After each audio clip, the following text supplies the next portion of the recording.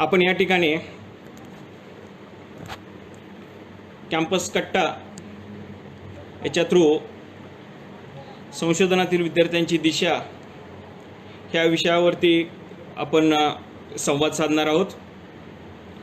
प्रथमतः डॉक्टर राजपूत साहेब व आमचे मित्र संजय शिंदे सर त्याचे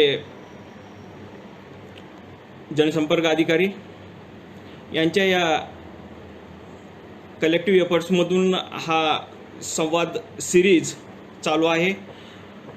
मागच्या आठवड्यापासून आपण सुरुवातीला आपले आदरणीय उल्हास भाऊंचं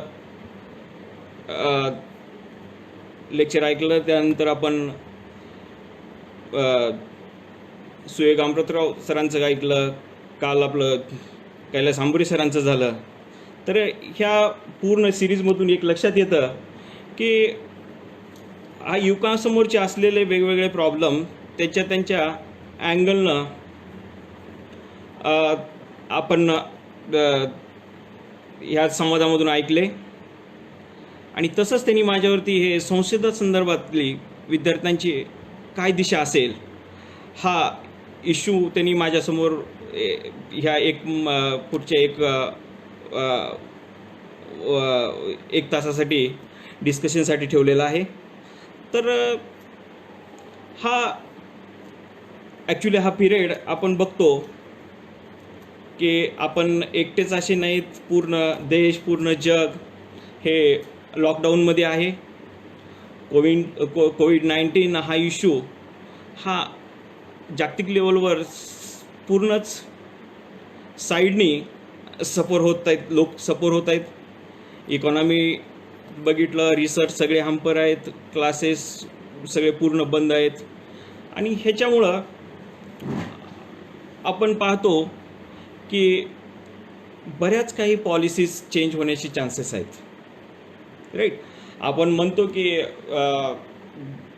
चायना काही लेवलवरती ह्यामध्ये काही इश्यू क्रिएट करून आहे आणि त्याच्यामुळं सर्व पूर्ण जगाला काही तथ्य असूही शकतं त्यामध्ये. पण जर ह्या मेडिसिन पॉईंट ऑफ व्ह्यूनं जर पाहिलं तर लोकांसमोर आत्ता सध्या जगातील असा कुठलाच देश क्लेम करू शकत नाही की आमच्याकडे सोल्युशन आहे. कुठेतरी आपण 2-3 मोठ्या आजारांचे औषधं एकत्र करतोय आणि त्या औषधाच्याद्वारे आपण कंट्रोल करण्याचा प्रयत्न करतो. आजचं उद्यावरती म्हणल्यासारखं चालेल. आणि हा इश्यू आपण परवा काही न्यूजमध्ये ऐकला असेल, हा प्रत्येक 100 वर्षाने हा महामारीचा इश्यू जगासमोर येतोय. जसं 1720च्या टायमाला प्लेगचा इश्यू आला. नंतर पाहिलं तर आपण 1820ला हायजा, नंतर 1920ला स्पॅनिश फ्लूचा आला. त्याच्यानंतर आता बघतो तर आपण 2020ला कोविड-19चा इश्यू आपण पाहतो. मग हा क्वेश्चन येतो की हा सगळेच नॅचरल इश्यू आहेत का, पिरियॉडिकली येतात? हे ॲक्च्युली ह्याला सायंटिफिक बॅकग्राऊंड आहे नाही हा दुसरा इश्यू. पण हे नॅचरल आहेत का आर्टिफिशियल आहेत, हेच हा डिबेटचा विषय निघू शकतो. कारण आपण बघितलं तर चायनाच्या बाबतीत बरेच काही क्वेश्चन्स लोकांसमोर आहेत. लोक म्हणतात की वुहानच्या लॅबोरेटरीमध्ये व्हायरॉलॉजी सगळ्यात मोठी लॅबोरेटरी त्या ठिकाणी आहे. ते काही व्हायरस म्हणजे सिंथेसाइज करतात, काही आहे त्याचं अनालिसिस करतात, मॉडिफिकेशन करतात. आणि त्या ठिकाणी परवाच तुम्ही जर सायन्स मॅगझिनमधली न्यूज जर पाहिली असेल तर जापनीज प्रोफेसर ताहुकू ह्यांनी एक त्यांचं आर्टिकल पब्लिश केलं होतं. आणि त्यामध्ये त्यांनी मेन्शन केलं, he was a Nobel laureate and he spend some time there. म्हणजे ऑलरेडी त्यांनी त्या लॅबोरेटरीमध्ये काही वर्ष काम केलेलं आहे ह्या अशा टाईपच्या व्हायरसवरतीच. आणि त्यांचं सरळ म्हणणं आहे असं की हा नॅचरल नसून हा आर्टिफिशियल आहे. मग चायनाच्या एथिक्सवरती क्वेश्चन येतो. हा जर आर्टिफिशियल असेल आणि त्याला त्यांनी स्ट्रॉंग बॅकग्राऊंड दिला, जर त्या तिथल्या जर कंडिशन्स असत्या तर त्या कंडिशनला मॅच होणाऱ्या दुसऱ्या काही कंट्रीजमध्ये जर फॉर एक्झाम्पल जर टेम्परेचरचा विचार केला तर ते एक 10-12 डिग्री सेंटीग्रेड टेम्परेचर तिथलं असेल, तर त्या टेम्परेचरला समान टेम्परेचर असलेल्या जागतिक लेवलच्या काही कंट्रीज म्हणजे स्वित्झर्लंड, नेदरलँड, पुन्हा रशिया, युनायटेड स्टेट, हे सोडून बाकीचे आफ्रिका किंवा इंडियासारखे, पाकिस्तानसारखे असे देश ह्यामध्ये सफर नाही व्हायला पाहिजे होते जर हा नॅचरल असेल तर. पण हा आर्टिफिशियल आहे, हा सगळीकडे इक्वली डिस्ट्रीब्यूट आहे. कंट्रोल हा फक्त अँड फक्त डिपेंड्स ऑन त्या त्या देशाने कशा पॉलिसीज अडॉप्ट केल्या की म्हणजे कशा अप्लाय केल्या की जेणेकरून तुम्ही ह्याला कंट्रोल करा. आणि हा जो इश्यू आहे त्यांनी एवढ्या कॉन्फिडेंटली सांगितलं की हा जर नाही आर्टिफिशियल निघाला तर मी माझं नोबेल लॉरेट मी रिटर्न करतो. राईट, म्हणजे हा तसा तो सिरियस इश्यू सगळ्यासमोरच आहे. मग आपला रोल काय? Role as a young researcher आपण काय करू शकतो ह्याच्यामध्ये? येस, रिसर्चचे टर्न आता चेंज होण्याचे चान्सेस आहेत. सेल्फ सस्टेनेबिलिटीकडे आपण मूव्ह होण्याचे चान्सेस आहेत. आपणच नाही, जगच मूव्ह होणे, कारण डिपेंडन्सी कुणालाही नको आहे. जर पॉलिटिकल इश्यू जर रिसर्चमध्ये येत असेल तर हा टर्न होईल असे चान्सेस फ्युचरमध्ये आहेत. मग आपण कसं त्यात अडॉप्ट व्हायचं किंवा अपग्रेड व्हायचं? तर रिसर्च आपल्याला माहीत आहे की आपण बघतो की रिसर्च हा is nothing but systematic assessment and presentation, representation and analysis. याचं कलेक्टिव्ह इन्फॉर्मेशन करून आपण एका कन्क्लुजनला पोहोचतो. बरेच काही रिसर्चर बेसिक रिसर्च करतात. बेसिक रिसर्च म्हणजे नवीनच काहीतरी फाइंडिंग काही आहे एक्झिस्टिंग त्याच्यात मॉडिफिकेशन करण्याचा प्रयत्न करतात. पण ॲट द एंड ही पूर्ण जर स्टोरी तुम्ही बघितली तर तुमच्या हे लक्षात येईल की हे जे कन्क्लुजन काय आहे, तुमच्या कामाची स्ट्रेंथ कशावर डिपेंड आहे, तुमचं कामाचं इम्पॅक्ट कशावर डिपेंड आहे. तुम्ही जर डायरेक्ट सोल्युशन जर एखाद्या सोसायटीला देत असाल तर ऑटोमॅटिकली त्या कामाचा इम्पॅक्ट वाढतो. आणि अशा टाईपचे म्हणजे तुम्हाला स्वतःलाच अशा साईडकडे टर्न होण्याची गरज आहे. नाहीतर रिसर्च सगळेच करतात म्हणून आपण मी रिसर्च करायचा. लिटरेचर सर्वे म्हणजे रिसर्च झाला का? कंटिन्यू आपण लिटरेचर पाहत राहिलो, कलेक्ट केलो आणि लोकांना सांगितलं की आम्ही लिटरेचर केलं. किंवा डेटा कलेक्शन झालं without any analysis, further analysis, किंवा डायरेक्ट आपण रिप्रेझेंट करतो की आमच्याकडे एवढा डेटा आहे. किंवा accidental finding, on the way तुम्ही काहीतरी करतायत आणि ऑन द वे तुम्हाला काहीतरी सापडलं, राईट, आणि तुम्ही ते पब्लिश केलं, तुमच्या अकाउंटवर आलं, तुम्हालाही माहीत नाही ती कसं आलं, काय केलं. तुमच्याकडे एक वेल डिफाईन अशी त्याची मेथडॉलॉजी तुम्ही तुमच्याकडे नोट केलेली नाही कुठंच. तुम्ही जगाला सांगताना फक्त आम्हाला मिळालं एवढं सांगता. पण त्याच्यावर तुम्ही हे क्लेम म्हणजे तुम्हालाच पुन्हा रिप्रोड्यूस करायचं झालं, तुम्हालाच पुन्हा एक वेळेस करून पाहायचं झालं तर तुमच्याकडून होत नाही. त्याच्यामुळं रिसर्च असा असावा की त्याचं सिस्टमॅटिक इन्व्हेस्टिगेशन असावं, त्याचं फर्दर कन्फर्मेशन व्हावं आणि फॉलोड बाय त्याचं step wise organisation in the representation असावं. आणि हे पूर्ण जर तुम्हाला जमलं तर ऑटोमॅटिकली तुम्ही टर्न होऊ शकता. आणि ॲट द एंड तुम्हाला तुमच्या कामाचा इम्पॅक्ट वाढवायचा असेल तर मी इन कन्क्लुजन असं सांगेन की तुम्ही सरळच टर्न करा स्वतःला, जेणेकरून तुम्ही सोसायटीचे प्रॉब्लेम सॉल्व्ह करू शकाल. कोणतीही फील्ड मॅटर करत नाही. कुठल्याही फील्डमध्ये, कुठल्याही एरियामध्ये असे काही म्हणजे कुठल्याही डिसिप्लिनमध्ये असे काही एरिया येतात की ज्यामध्ये तुम्हाला डायरेक्ट कॉन्ट्रीब्यूट करता येतं. ॲग्रिकल्चरमध्ये तसं आहे, इकॉनॉमिक्समध्ये आहे, म्हणजे सोशल सायन्सेसमध्ये आहे, लँग्वेजेसमध्ये आहे, इवन मॅनेजमेंटमध्ये आहे. तुम्ही काल परवा सुएक सरांचा ह्याच्यातून ऐकलं असेल, काल तुम्ही आंबरे सरांचं ऐकलं असेल. म्हणजे प्रत्येक ह्या ठिकाणी एक प्रायोरिटी एरियाज ठरलेले आहेत जेणेकरून तुम्ही त्याचा इम्पॅक्ट वाढवा, राईट. आणि जर तुम्हाला जगाशी कॉम्पीट करायचं असेल तर आता तुम्हाला जर सांगायचं झालं तर परवा 2016चा जे नारळीकरांचा रिपोर्ट आहे, त्यांचं रिपोर्टमध्ये त्यांनी सरळ मेन्शन केलं की we are not in a bad position. जर इंडिया आणि रिसर्च हे जर तुम्ही कोरिलेट केलं जागतिक लेवलवरती तर आपण 5th पोझिशनला आहेत. 5th position is not a bad position actually. म्हणजे 5th पोझिशनला म्हणजे कसं, कोण आहे पुढे युनायटेड स्टेट आहे, ऑफकोर्स आहेत ते पुढेच, चायना आहे, पुन्हा जर्मनी आहे, राईट, UK आहे, मग आपल्याला ही कॉम्पिटिशनमध्ये हे आहेत. आणि जनरल पाहिलं तर इन्व्हेस्टमेंट त्यांची रिसर्चमधली आणि आपली खूप तफावत आहे. म्हणजे जर आपलं जर GDP जर कॉन्ट्रीब्युशन जर इन्व्हेस्टमेंटचं जर पाहिलं तर आपली पॉप्युलेशन आपण we are in a second position, right.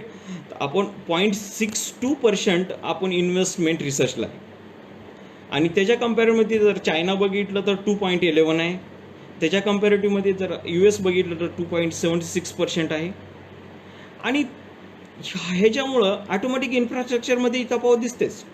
आणि ही इन्फ्रास्ट्रक्चरची तफावत ऑटोमॅटिकली रिफ्लेक्ट होते क्वालिटी रिसर्चवरती, राईट. आणि दुसरी साईड अजून एक, पॉप्युलेशन भरपूर आहे आपल्याकडे आणि इन्व्हॉल्वमेंट रिसर्चमध्ये लोकांची कमी आहे. दुय्यम स्थान आहे म्हणलं तरी चालतं. अराऊंड जर तुम्ही जर पर मिलियन जर काउंट काढला तर 216 रिसर्चर आहेत फक्त per million. 260 means very less. In 10,000 around 2. And compared to that, the number of China is around 1,200. About means जर तुम्ही जर US जर बघितलं तर 4344 हा ते म्हणजे स्टॅटिस्टिकल डेटा एक्झिस्टिंग आहे. म्हणजे जर बघितलं ह्यांच्यामध्ये तर आपण म्हणजे पोझिशन आहे 5th पोझिशन, पण काउंट कमी आहे. काउंट 216 हा खूप म्हणजे निग्लिजिबलच म्हणलं तर चालेल. मग ह्याच्यामागे काहीतरी रिझन्स आहेत. हे रिझन शोधण्याची गरज आहे. मग काय आहे, मग जर असं जर असेल तर आपण सस्टेनेबिलिटीकडे कसं जाऊ? आपली डिपेंडन्सी वाढत जाईल. जर नंबरच कमी आहे रिसर्चमधला तर सस्टेनेबिलिटीकडे जायला आपल्याला आपण इंडिपेंडंट व्हायचं आणि आपण आपले सोल्युशन करायचं. जर हा महामारीचा जर इश्यू लक्षात घेतला तर अजून 100 वर्षांनी आपण सेम इश्यूमध्ये पडायचं का? सेम 2 वर्ष 1-2 वर्ष त्यामध्ये स्पेंड करायची का? सेम आपली इकॉनॉमी ढासळू द्यायची का? मग ह्याला कुठेतरी सोल्युशन काढणं गरजेचं आहे. मग हे आता जो आहे ह्याच्या निमित्तानं नक्कीच बऱ्याच काही रिसर्चच्या पॉलिसी देखील चेंज होतील. आणि ह्या चेंज झालेल्या पॉलिसी आपल्याला अडॉप्ट करणं गरजेचं आहे. ह्याच्यामध्ये तुम्ही आम्ही ठीक आहे, आम्ही एक स्टेपनं पुढे गेलेलो आहेत, पण तुम्ही यंग रिसर्चर म्हणून स्टुडंटचा हा खूप मोठा रोल राहणार आहे.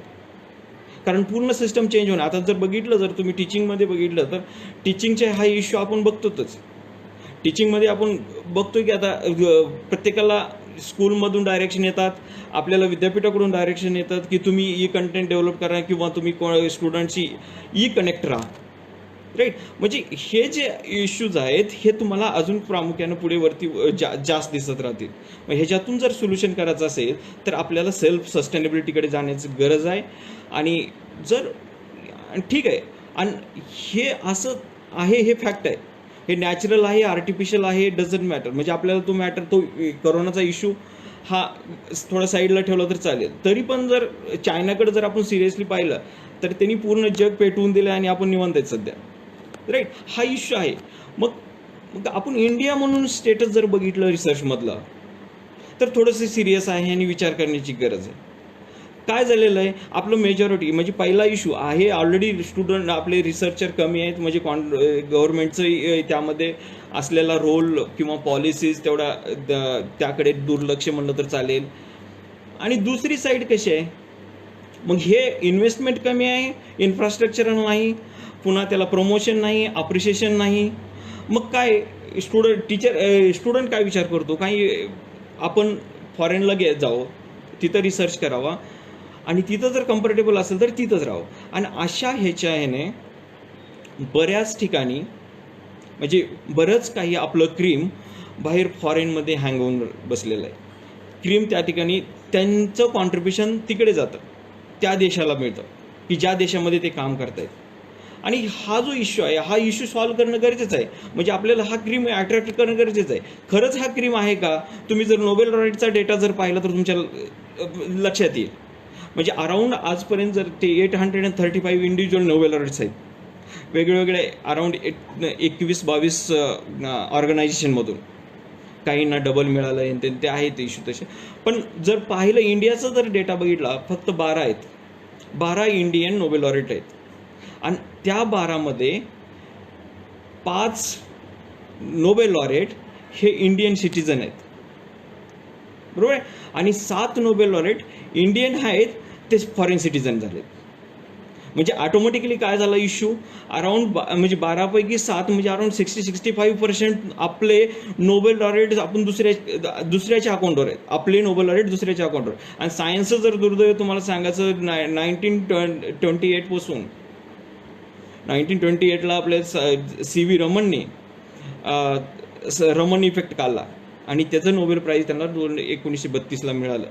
त्याच्यानंतर सायन्समध्ये आपण दुसरं काही असं नोबेल लॉरेट इतकं कॉन्ट्रीब्युशन आलेलंच नाही, राईट. म्हणजे हे थोडी खंत करण्याची बाब आहे किंवा खंतजनक अशी बाब आहे असं असं म्हणायला काय हरकत नाही, इवन दो आपण 5th पोझिशन असून देखील. कारण आपण एकच तेवढाच सायंटिफिक इव्हेंट आपण साजरा करतो, जो काय आपण 28 फेब्रुवारीला त्यांचा डिस्कवरी डे म्हणून करतो. अनफॉर्च्युनेटली आपल्याला दुसरा डे आपल्यासाठी अजून आलेला नाही. तरी ह्या ठिकाणी आपण थोडंसं सिरियस होण्याची गरज आहे आणि हा क्रीम कसा अट्रॅक्ट करता येईल हे पाहण्याची गरज आहे. आणि fortunately actually from last 5 year आपण बघतो की बऱ्यापैकी गव्हर्नमेंटचे ह्या ठिकाणी एफर्ट्स त्या डायरेक्शननं चालू आहेत. बऱ्याच काही फेलोशिप इंट्रोड्यूस झालेले आहेत, बरेच काही एक्सचेंज प्रोग्राम आहेत की जे करून इंटरनल देखील तुम्हाला एक्सचेंज होता येईल, म्हणजे जेणेकरून हा क्रीम वापस आणता येईल. वापस आणण्यासाठी आपल्याला काय करावं लागेल, त्यांना तिथं कम्फर्टेबल राहतं. म्हणजे हे कम्फर्टेबल त्यांचं आपण ते कम्फर्टेबल त्यांचं तिथलं आपण इथं त्यांना प्रोव्हाइड करत असेल तर ऑटोमॅटिकली आपण त्यांना आपल्या मायदेशी काम करण्यासाठी प्रमोट केल्यासारखंच आहे. म्हणजे आपल्याकडं काय लॅकिंग आहे, आपल्याकडे लॅकिंग आहे की मेजर इश्यू इन्फ्रास्ट्रक्चरचा आहे, राईट. म्हणजे ऑफकोर्स म्हणजे कंट्री टू कंट्री इश्यूज वेगळे आहेत, आपले प्रॉब्लेम वेगळे आहेत. आपल्याला quality food, quality water, energy हे बाकीचे इश्यूज आहेत. म्हणून आपण ह्याच्यामध्ये आपण तेवढं इन्व्हेस्ट गव्हर्नमेंट केलेलं नव्हतं. आता पण अलीकडे तुम्ही बघता पिक्चर बऱ्यापैकी चेंज होतोय. इन्फ्रास्ट्रक्चरल इश्यू आहे, रिसोर्सेसचा इश्यू आहे, इकॉनॉमी म्हणजे कनेक्टिव्हिटीचा आहे, लाईफस्टाईल सराउंडिंग त्याला तेवढं कम्फर्टेबल मिळत नाही. रिसर्चमध्ये देखील आपण म्हणतो पॉलिटिक्स नसेल पण आहे रिजन. आपण इन्स्टिट्यूटचं वातावरण जर तुम्ही पाहिलं तर झोन आहेत, साऊथ इंडियन, नॉर्थ इंडियन, असं बऱ्यापैकी त्याला तिथंही ग्रुपिझम आहेच आहे. म्हणजे हे जे ह्या इश्यूजून आणि अल्टरनेटिव्ह वेज दिलेले आहेत आपण. ॲक्च्युली ते थोडे हेच आहे, अल्टरनेटिव्ह द्यायची वेळ कधी येते, ज्यावेळेस त्याला कुठंतरी एंड झालेला असतो. म्हणजे आपला रिसर्च आपला इथंच एंड होतो. PhD झाले की आपण तिथंच थांबतो, कारण आपल्याला वाटतं की त्याला अल्टरनेटिव्ह सेटनेटला अल्टरनेटिव्ह आहे, आपल्याला कुठं तर कॉलेजला नोकरी मिळेल आणि कशासाठी मग पुढे, राईट. पण हायर एज्युकेशनमध्ये पुढे PhD, पोस्टडॉक, पुन्हा स्वतःचं एम्प्लॉयबिलिटी हा जर व्ह्यू ठेवून टार्गेट धरून प्रायोरिटी एरियामध्ये आपण उतरण्याचा जर प्रयत्न केला, बरंच ह्याच्यामध्ये करिअर आहे. तुम्ही स्वतःच एम्प्लॉयबल नाही, तुम्ही दुसऱ्याला एम्प्लॉयबल करू शकता. एम्प्लॉयबिलिटी वाढवण्याचं म्हणजे तुम्ही बंच ऑफ पीपलला तुम्ही नोकरी देऊ शकता. ह्याच्यातून तुम्हाला रूट कॉज मिळू शकतो, राईट. पण त्याला आपण अल्टरनेटिव्ह दिलेले आहेत. म्हणजे हे जर पाहिलं तर कमी कसं होतं, मग ही क्रीम कसं अट्रॅक्ट करायचं किंवा क्रीम बाहेरच कसं जाऊ द्यायचं नाही, ह्याच्यासाठी म्हणून गव्हर्नमेंट जर बघितलं आपण, अरुण जेटलीनी 2018मध्ये फायनान्स मिनिस्टर असताना त्यांनी प्राईम मिनिस्टर फेलोशिप चालू केलेत डॉक्टरलसाठी, पोस्ट डॉक्टरलसाठी. आणि त्याच्यामुळं बऱ्यापैकी चेंज झालेलं आहे. फेलोशिप बाकीच्याही वाढवलेत. आता जर सेटनेटचा जर विचार केला तर GRFचे नंबर नंबरही वाढवलेत आणि त्याला कम्फर्टेबल रिसर्च करता यावा, त्याला बाकी फायनान्शियल प्रॉब्लेम नसावा, ह्यासाठी त्यांनी त्या रिसर्चरची फेलोशिप 3 टाइम्स हाईप केलेली आहे. आम्ही ज्यावेळेस GRF होतो त्यावेळेस 7-8 हजार होती, आता 40, 42, 45पर्यंत जाते. म्हणजे हा जो ह्यूज डिफरन्स आहे, हा डिफरन्स तुम्हाला सरळ हे डायरेक्शन देतो की गव्हर्नमेंटचा ह्या अँगलनं विचार करण्याची म्हणजे विचार करायला सुरू झालेला आहे. आता त्याच्यातच बघितलं तर ह्या फेलोशिप तर आहेतच, पण गव्हर्नमेंट ऑफ इंडियाच्या बाकीचे च्या टायटल खाली आपल्याला राजीव गांधी फेलोशिप दिसेल. बरेच तुम्हाला क्लस्टर फेलोशिप येतात, म्हणजे लाईक UGC SAP. ह्याच्या थ्रू किंवा DSTचे वेगवेगळे प्रॉब्लेम म्हणजे वेगवेगळे प्रोजेक्ट्स आहेत त्याच्या थ्रू विद्यार्थ्यांना फेलोशिप मिळत आहेत. काही प्रायोरिटी म्हणजे काही डिपार्टमेंट एकत्र येऊन प्रपोजल मागतायत आणि त्याच्या थ्रू विद्यार्थ्यांना फेलोशिप देत आहेत. म्हणजे ह्या डॉक्टरेटच्या म्हणजे ह्या ज्या फेलोशिप आहेत PhDसाठी ह्या बऱ्याच फेलोशिप आता सध्या तुम्हाला दिसत आहेत, राईट. आणि त्याच्यानंतर पुन्हा मायनॉरिटीच्या फेलोशिप आहेत, वुमन्ससाठी स्पेशली वुमन्ससाठी फेलोशिप आहेत. प्रत्येक इन्स्टिट्यूटच्या त्यांच्या ओन फेलोशिप आहेत. आता जर मी केमिस्ट्रीचा प्राध्यापक म्हणून जर मी विचार केला तर आमच्या इथं जर डिपार्टमेंटचं बघितलं तर कुठल्याच म्हणजे असा एकही कॅन्डिडेट विदाऊट फेलोशिप राहत नाही, राईट. म्हणजे हा खूप मेजर चेंज आहे आणि हा मेजर चेंज तुम्हाला फ्युचरमध्ये सपोर्ट करेल की हा रिसर्चचा नंबर आपण 5मधून पहिला 1-2मध्ये कसं येऊ किंवा टॉपवर कसं जाऊ, राईट. ह्या अँगलनं तुम्हाला बरेच आणि हेच फेलोशिपबद्दल झालं. तुम्ही PhD झाल्यानंतर तुम्हाला बऱ्याच काही असं म्हणजे हे फेलोशिप तुम्हाला 5 वर्षासाठी किंवा ठराविक दिलेल्या वेळेसाठी तुम्हाला मिळते, राईट. मग हे सोडून तुम्हाला आणखीन काय आहे हे तुम्हाला हे झालं. पण एक्सचेंज प्रोग्राम बरेच आहेत. जर तुम्हाला वाटलं की मी state university doctor Babasaheb Ambedkar Marathwada युनिव्हर्सिटीमध्ये डिपार्टमेंट ऑफ केमिस्ट्रीमध्ये रिसर्च करतो, पण अनफॉर्च्युनेटली आमचं प्राईम अटेन्शन कशाकडे आहे की स्टुडंट 100-200 स्टुडंट आहेत आणि त्यांच्यावर पूर्ण त्यांच्यावर कॉन्सन्ट्रेट करून आम्ही इन्फ्रास्ट्रक्चर उभा केलेला आहे. इन्स्ट्रुमेंटेशन असेल काय नाही, मग काही ॲडव्हान्स स्टडीज करण्यासाठी आम्ही कमी पडतो, राईट. मग अशा केसमध्ये हे एक्सचेंज प्रोग्राम गव्हर्नमेंटचे आहेत की ज्याच्यातून तुम्ही काही शॉर्ट पिरियडसाठी 4 महिने 6 महिने किंवा 1 वर्षासाठी एखाद्या जवळच्या इन्स्टिट्यूटमध्ये जाऊ शकता. त्या ठिकाणी एक्सपर्टाईज शोधून तुम्ही त्यांच्याकडे 1 वर्षासाठी एक एक्सचेंज प्रोग्राम थ्रू तुम्ही राहिलेल्या स्टेप्स कामाच्या पूर्ण करून एक चांगल्या कॉन्क्रीट कन्क्लुजनला येऊ शकता, राईट. म्हणजे अशा फेलोशिप आहेत बरेच काही UGCच्या आहेत, काही DSTच्या आहेत. हे स्टुडंटलाच नाहीत, इवन यंग रिसर्चरला फॅकल्टीजला देखील आहेत आणि ह्याचा देखील फायदा त्यांचं काम म्हणजे त्यांचं रिसर्च इम्प्रूव्हमेंटसाठी तुम्ही करू शकतात, राईट. हे तर आहेच. पण बऱ्याच वेळेस आपण बघतो की रिसर्च स्टुडंट PhD झाल्यानंतर समोर एक क्वेश्चन मार्क येतात की आता पुढे काय, बरोबर आहे. पण ह्याला देखील सोल्युशन आहेत. गव्हर्नमेंटच्या बऱ्याच काही अशा स्कीम आहेत की ज्या आपण त्याला स्टार्टअप स्कीम म्हणतो. DSTचा जर तुम्ही विचार केला तर तुम्हाला जर PhD झाल्यानंतर लगेच तुम्ही एखादा प्रपोजल लिहू शकता. एखाद्या ऑर्गनायझेशनला तुम्ही अटॅच होऊन एखाद्या लॅबोरेटरीला अटॅच होऊन तुम्ही प्रपोजल लिहू शकता इंडिपेंडंट आणि इक्विव्हॅलंट टू असिस्टंट प्रोफेसर तुम्ही सगळेच बेनिफिट घेऊ शकता. सगळेच बेनिफिट म्हणजे तुम्ही तेवढी सॅलरी इतकी तेवढी फेलोशिप घेऊ शकता त्या प्रोजेक्टच्या 5 वर्षासाठी काय पिरियड असेल त्यासाठी तो तुमच्या सर्व्हिसमध्ये काउंट होतो ड्युरेशन. असे तुम्ही काही एक्झाम्पल स्टेट युनिव्हर्सिटीमध्ये बघत असाल की काही प्रोफेसर काही टीचर्स डायरेक्ट प्रोफेसर म्हणून एंट्री झाली, त्यांचं फक्त तो पोस्टडॉकचाच रिसर्च पोस्टडॉकचीच ड्युरेशन तुमचं सर्व्हिसला काउंट झालेलं आहे, राईट. म्हणजे असे तुम्हाला बरेच काही गव्हर्नमेंटच्या स्कीम आहे त्याच्या थ्रू तुम्ही ह्या ठिकाणी ह्या फास्ट ट्रॅक स्कीम थ्रू तुम्ही तुमचं रिसर्च करिअर इंडिपेंडंट चालू करू शकता जर तुम्हाला चांगली प्रॉपर डायरेक्शन मिळालंच. DSTचे आहे, CSIRचे आहे, डिपार्टमेंट ऑफ एनर्जीचे आहेत. हे बरेच काही असे स्पेशल कॉल तुम्हाला राहतात, राईट. त्याच्यानंतर जर पुढे पाहिलं तर वुमनसाठी SC STसाठी स्पेशल तुम्हाला अशा टाईपच्या फेलोशिप इंडिपेंडंट रिसर्चसाठी देखील आहेत. तुम्ही प्रत्येक ह्याच्या वेबसाईटवर जर तुम्ही पाहिलात तुम्हाला डिटेल डेटा, एलिजिबिलिटी क्रायटेरिया, प्रपोजलचं टेम्पलेट हे सगळं तुम्हाला मिळून जाईल. तुम्ही फक्त ते बघण्याची गरज आहे, राईट. आणि माझं ह्या ठिकाणी तुम्हाला आणखीन डायरेक्शन असं असेल की तुम्ही फक्त जाताना ह्याच्यामध्ये एंटर होताना तुम्ही स्वतःच फुल ऑफ कॉन्फिडन्सनं एखादा प्रायोरिटी एरिया चूज करायला पाहिजे तुमच्या फील्डमधला की ज्याच्यात तुम्ही काहीतरी सस्टेनेबल सोल्युशन देऊ शकता. बरेच काही असे स्पेशल कॉल येतात रिसर्चमध्ये. तुम्ही प्रपोजलसाठी तुम्ही जर फंडिंगसाठी जर बघितलात तर स्पेशल कॉल बऱ्यापैकी राहतात. म्हणजे ज्या त्या वेळेसची जी ती नीड बघून.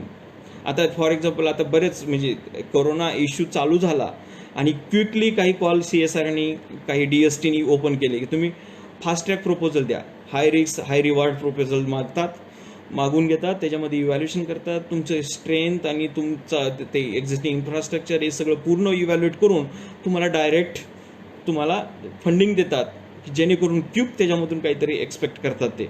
आणि असे स्पेशल कॉल देखील तुमच्या इन्व्हॉल्वमेंटला साजेसे रिवॉर्ड्स देऊन जातात.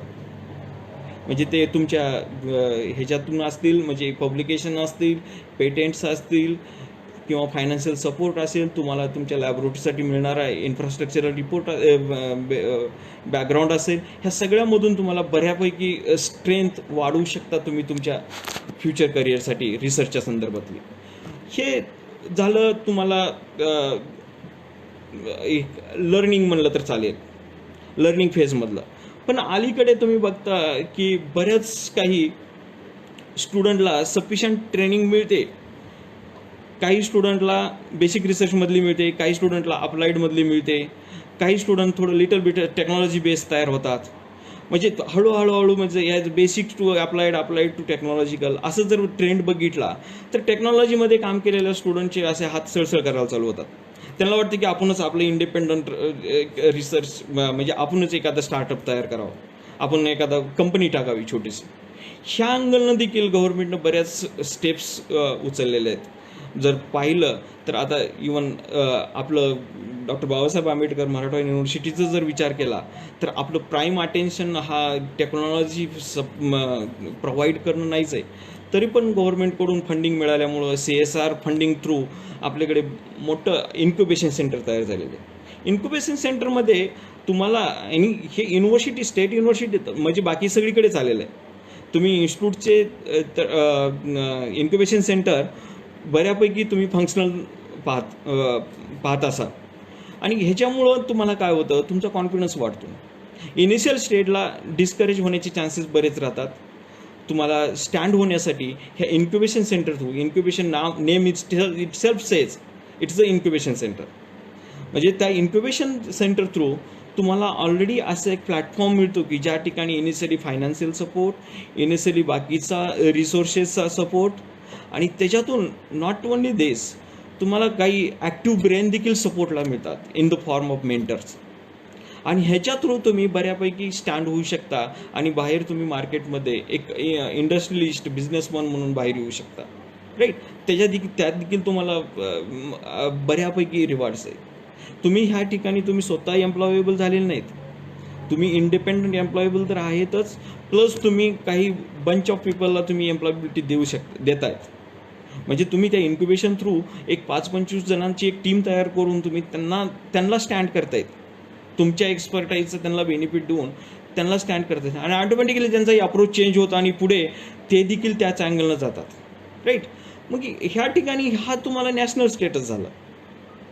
मग क्वेश्चन पडेल की मग आपल्याला बाहेर जगाशी कॉम्पीट करायचं आहे तर मग आपल्याला काय करावं लागेल, आपल्याला तिकडं काय आहे काय नाही. म्हणजे आपण त्या ठिकाणी त्यांच्या लेवलचं जर रिसर्च करायचं असेल, एक तर त्यांच्यामध्ये आपल्याला एंटर व्हावं लागेल, काही दिवस आपल्याला त्यांच्याकडे स्पेंड करावं लागेल, तिथलं गोष्टी काही लर्न करावं लागतील आणि आपण वापस येऊन आपल्याकडे अडॉप्ट करण्याचा प्रयत्न करावा लागेल. मग ह्याच्यासाठीही गव्हर्नमेंटकडून बऱ्यापैकी एक्सचेंज प्रोग्राम्स आहेत. रिसर्चरसाठी, फॅकल्टीसाठी तर आहेतच, पण रिसर्चरसाठी स्पेशली बरेच काही एक्सचेंज प्रोग्राम आहेत. त्याच्यामध्ये जर बघितलं तर DSTच्या स्कीम्स आहेत. DST म्हणजे एक्सचेंज म्हणजे लाईक विथ DSTचं इंडो US म्हणलं तर चालेल, Indo Japan, Indo German, Indo UK, right, Indo France, हे फंक्शनल MOUs.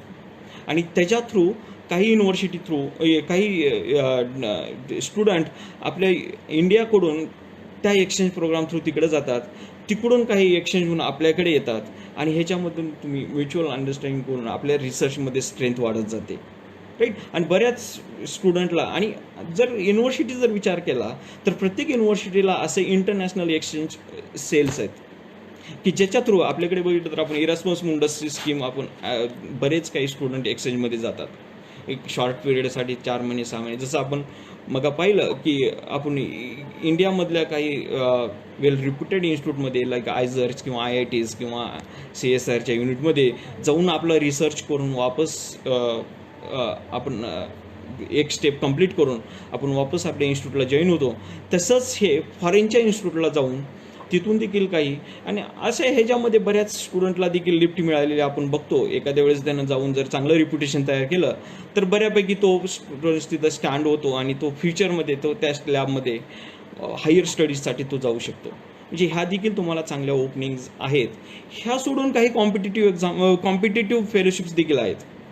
कॉम्पिटिटिव्ह फेलोशिप्स म्हणजे काय, जर तुमचं प्रोफाईल चांगलं सफिशियंट झालं तर तुम्हाला जाता येतं की फेलोशिप्स असे आहेत की मेरी क्युरी फेलोशिप आहे, तुम्हाला फेलोशिप आहे JSPS आहे जपानसाठी, फुलब्राईट आहे US साठी, बरोबर आहे का. पुन्हा हम्बोल्ट आहे जर्मनीसाठी, जर्मनी फ्रान्स यांच्यासाठी. म्हणजे ह्या फेलोशिप डॅड आहे स्टुडंटसाठी फेलोशिप. म्हणजे ह्या फेलोशिपसाठी तुम्ही मास्टर्ससाठी किंवा अगेन तुम्ही जर पोस्ट डॉक PhDसाठी ह्याच्या थ्रू तुम्ही जाऊ शकता की जेणेकरून एकतर तुम्हाला हा एक अवॉर्ड टाईप तुम्हाला हेही मिळेल आणि फेलोशिपचे अमाऊंट बी ह्यूज आहे, कॉम्पिटिशन आहे, पण तुम्हाला त्यामध्ये तुम्ही स्वतः जर प्रूव्ह केलात तर तुम्ही त्यामध्ये स्टँड होऊ शकता. म्हणजे हे जे तुम्हाला रिसोर्सेस अवेलेबल आहेत, ह्या रिसोर्सेस थ्रू तुम्ही बऱ्यापैकी रिसर्चमध्ये तुमचा इंटरेस्ट वाढवू शकता.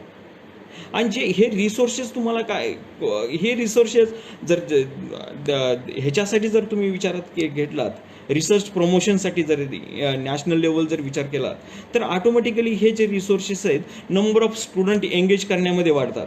म्हणजे रिसर्चमध्ये लोकांचा इंटरेस्ट वाढतो ऑटोमॅटिक जर त्यांना फेलोशिप मिळत असतील. म्हणजे नंबर ऑफ फेलोशिपही मिळतात, नंबर ऑफ अमाऊंट बी फेलोशिपचं वाढलेलं आहे, त्याच्यामुळं क्वालिटी रिसर्च होण्याचे चान्सेस वाढतात.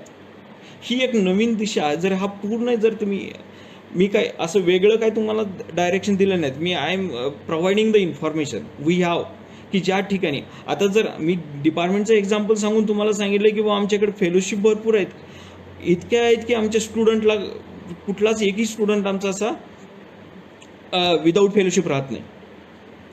तर ह्याच्यामधून तुम्हाला बऱ्यापैकी स्टँड होण्याची म्हणजे रिसर्चचं कल्चर डेव्हलप करण्याची तुम्हाला बऱ्यापैकी स्कोप मिळतो.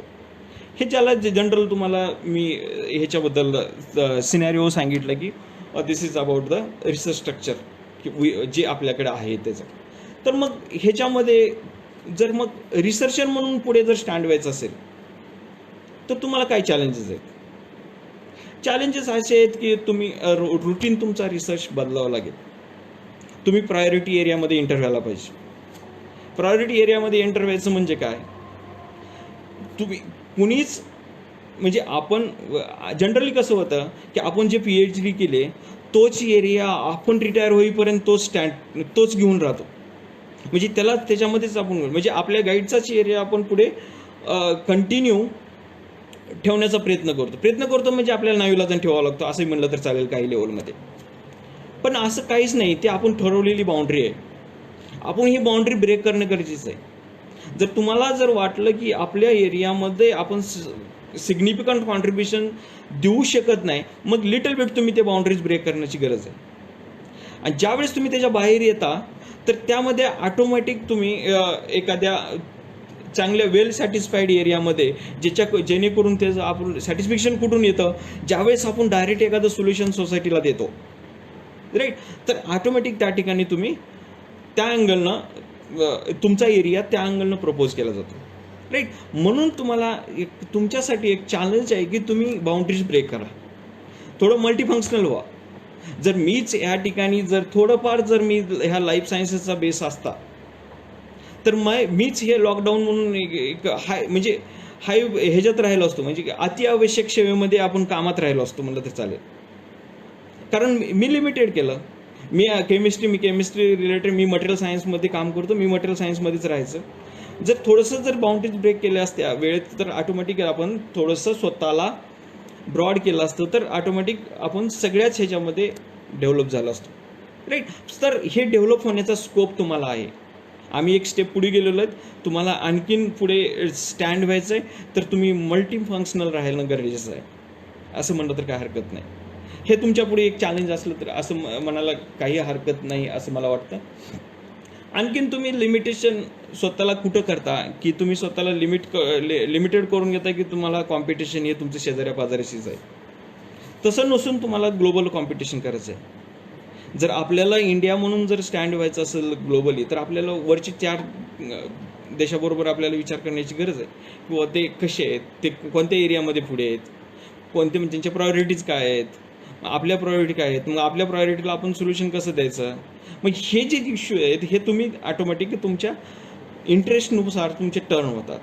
म्हणजे तुम्ही त्या ठिकाणी देखील तुम्ही स्वतःचं लिमिट तुम्ही हे केलं करून तुम्ही जर ग्लोबल कॉम्पिटिशनमध्ये उतरलात तर तुम्ही त्या ठिकाणी बेटर स्टँड होईल असं मला सांगावंसं वाटतं.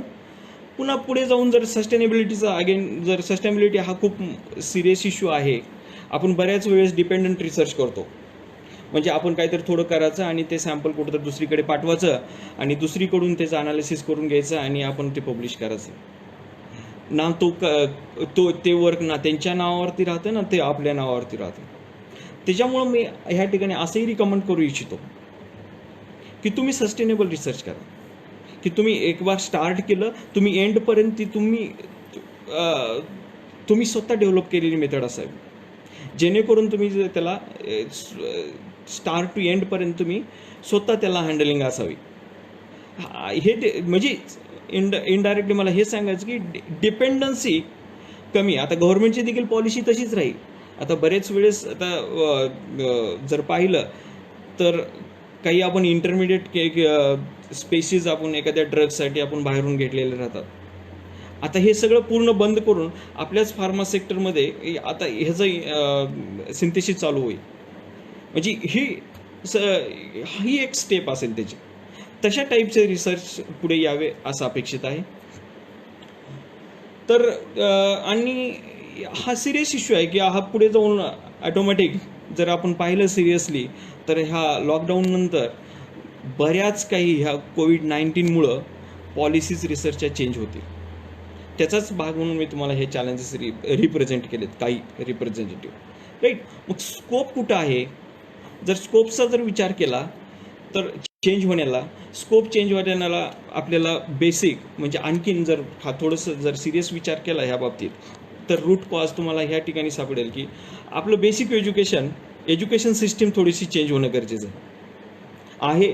जे आपण बघतो की इंजिनिअरिंगमध्ये म्हणजे इंजिनिअरिंग अँड टेक्नॉलॉजीमध्ये जे आपण बघतो की डिव्हाइस म्हणजे त्यांचे प्रोजेक्ट वगैरे हे जर स्ट्रक्चर पाहिलं तर अशा टाईपचं स्ट्रक्चर का आपण बेसिक रिसर्चमध्ये येऊ नये.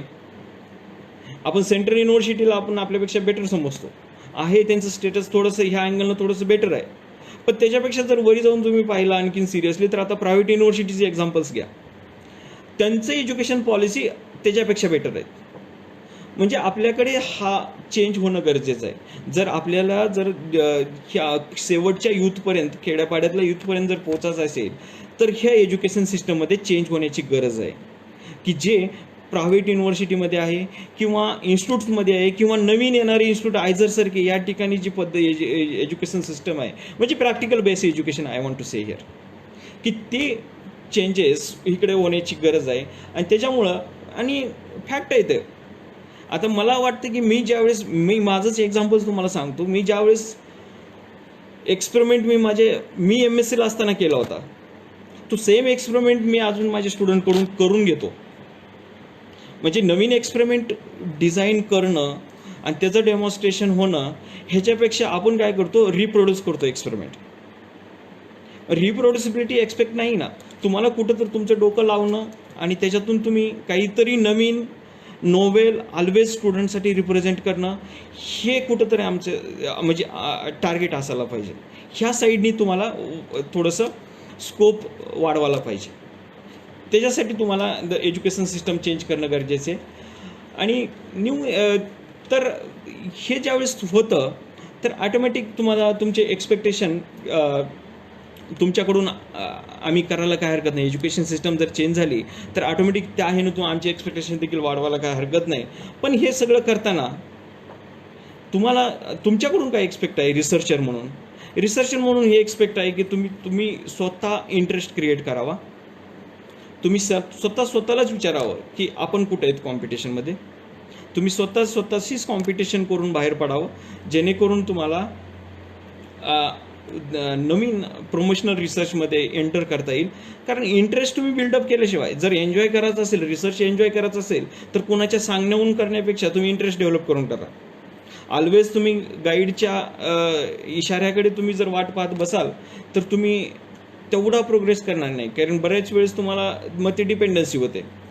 त्याच्यामुळे तुम्ही इंडिपेंडंट स्लोली पहिल्यापेक्षा दुसऱ्या वर्षी किंवा दुसऱ्यापेक्षा तिसऱ्या वर्षी तुम्ही प्रमोशनल असावं. तुमच्या रिसर्चमध्ये तुमच्या रिसर्चकडे पाहण्याचा किंवा रिप्रेझेंट करण्याचा हा अप्रोच तुमचा चेंज होत राहावा. त्याच्यामुळं ऑटोमॅटिक हे चेंज तुमचा रिफ्लेक्ट होतो आउटपुटच्या फॉर्ममध्ये. तुम्ही टार्गेट ओरिएंटेड असावं. टार्गेट ओरिएंटेड दोन्ही केसमध्ये तुम्ही असू शकता. म्हणजे बेसिक रिसर्चमध्ये जर आता फॉर एक्झाम्पल जर कोविड-19चं जर एक्झाम्पल अगेन घेतलं तर आपण आता म्हणजे कुणाकडेच असं मेडिसिन रेडी नाही. मग असं रिसर्च करायचा की डायरेक्ट तुम्ही एक मेडिसिन काढून नवीन मेडिसिन काढून तुम्ही बाहेर येत आहेत. दुसरा की झालं काही दिवसानंतर झालं किंवा आता इनिशियली मिळालं आहे, ड्रग मिळाला त्याचा, पण त्याला ऑप्टिमाइज करण्याची गरज आहे पुढे. कारण ते मल्टी स्टेप आहे. मग सिंगल स्टेप करता येतो का? मग त्याच्यासाठी तुम्ही इम्प्लिमेंट करणं म्हणजे टार्गेट ठेवा तुम्ही. म्हणजे एकतर कॉस्ट रिड्यूस करण्याचं टार्गेट असावं, म्हणजे अप्लाइड रिसर्च असावा, किंवा मग बेसिक रिसर्च असावा. कोणत्याही फील्डमध्ये तुम्हाला टार्गेट ओरिएंटेड राहण्याची गरज आहे आणि ते तुम्ही करू शकता. कारण आता तुमच्या पुढे जे काही प्रायोरिटी चॅलेंजेस तुमच्या पुढे राहतील त्याच्यातून ऑटोमॅटिक तुम्ही अशा काही सोल्युशननं बाहेर पडू शकता. आणि शेवटी रिसर्चच्या बाबतीत जर बघितलं, सक्सेस आहे आणि थोडंसं पेशन्स पाहिजेत. तुम्ही स्वतःला जोपर्यंत तुम्ही स्वतःला बिलीव्ह युअर सेल्फ, आणि तर ऑटोमॅटिक तुम्ही त्याचं रिफ्लेक्शन तुम्ही तुमच्या आउटपुटमध्ये बघता. फक्त तुम्ही पेशन्स असायला पाहिजेत. पेशन्सचं थोडंसं कमतरता वाटते. तेही आम्ही थोडंसं युनिव्हर्सिटी लेवलला पाहतो, इन्स्टिट्यूटमध्येही काम केल्यामुळं तिथलाही अनुभव आहे, फॉरेनमध्ये काम केलेल्यामुळे तिथलंही पाहिलेलं आहे. प्लेस टू म्हणजे ऑर्गनायझेशन टू ऑर्गनायझेशन पेशन्सचा डिफरन्स स्टुडंटमध्ये दिसतो. कारण ते वातावरण सांगतं की, कारण इथं जर युनिव्हर्सिटी लेवलला जर पाहिलं तर ऑटोमॅटिक आपण ह्या ठिकाणी असं होतं की बऱ्यापैकी स्टुडंटला एन्व्हायरमेंटच तसं असतं की बाबा त्याचं त्या बाकीच्या मित्रांचं त्यांच्या टार्गेटच असतं की आपण टीचिंगमध्ये जायचं. म्हणजे हे जे आहे तो एन्व्हायरमेंटचा इफेक्ट होतो आणि पेशन्स त्या कॅन्डिडेटचे पेशन्स ढासळले जातात. राईट. मग हा जो इश्यू आहे, हा इश्यू तुम्ही रिझॉल्व्ह करण्यासाठी तुम्ही स्वतःच तुमची स्ट्रेंथ वाढवा. मग हे कुठं होतं? जोपर्यंत तुमच्यावर कॉन्फिडन्स आहे, you are doing right, you are moving in a right way, हे जोपर्यंत तुम्हाला फील होतं तोपर्यंत तुम्ही व्यवस्थित करता. राईट. म्हणजे तुम्ही मला या ठिकाणी एकच सांगायचं की तुम्ही तुमचे पेशन्स कमी होऊ देऊ नका. त्याच्यासाठी तुम्ही सक्षम राहा, तुम्ही स्वतःवर कॉन्फिडन्स ठेवा. आणि ऑफकोर्स मला ह्या ठिकाणी असं सांगू वाटतं की success is not a accident. म्हणजे ॲक्सिडेंटली सक्सेस मिळत नाही. इज अ टायरलेस एफर्ट्स असतात तुमचे मागच्या बऱ्याच वर्षापासूनचे. मागच्या तुम्ही 10, 12, 20 वर्षापासून जे काही आहे एखाद्या एरियामध्ये काम करतायत, त्या एरियामधले तुमचे एफर्ट्स असतात ते रिफ्लेक्ट होतात. राईट. तर एवढं बोलून मी या ठिकाणी थांबतो. पुन्हा एकदा आमचे मित्र संजय शिंदे सर आणि रजपूत सर यांचं या ठिकाणी आभार मानतो. त्यांनी मला ही संधी दिली तुमच्यासमोर काही रिसर्च संशोधनातील विद्यार्थ्यांसाठीच्या असलेल्या दिशा वरून संवाद साधण्याची. तर धन्यवाद आणखी.